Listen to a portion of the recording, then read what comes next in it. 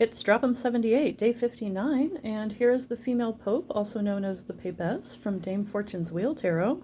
In Mystical Origins of the Tarot, Hewson recognizes that there's a lot of different speculation around where this figure came from, and he does a great job of going into detail on many of those.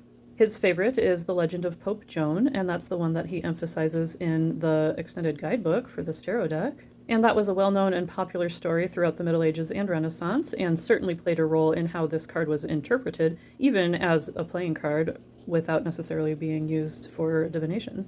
As far as where the origin of the image comes from when the card was first created, I have a couple other favorites. One of them is favored by Stuart Kaplan, and that is just the images of a papal allegory, or allegory of the papal triumph, which is represented by a feminine figure, as allegories often are, and it was understood at the time that they weren't actual women but representations, much like the virtues. Another possibility is a relative of the Visconti family, Sister Manfreda, who was the leader of a heretical matriarchal Christian sect.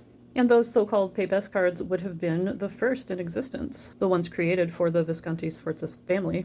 Now, those early Italian cards were never labeled, and so what they were entitled really had some regional variation and weren't necessarily in alignment with the original intention of the engravings. The images used for the fifth triumphal suit in the game of Tarocchi were borrowed from images that were in popular use already, and I see a lot of similarity between this image and the depictions of Pope Saint Gregory, who is often depicted not only beardless, but consulting from or writing in a large book.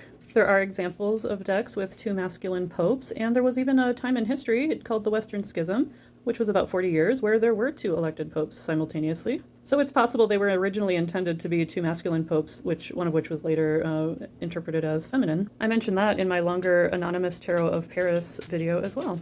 De Melit's interpretation had more to do with the Juno card from the Besançon decks, and representing pride symbolized by her peacock, or even idolatry. And Coeur de Gebelin was the first to label her as the High Priestess around 1773.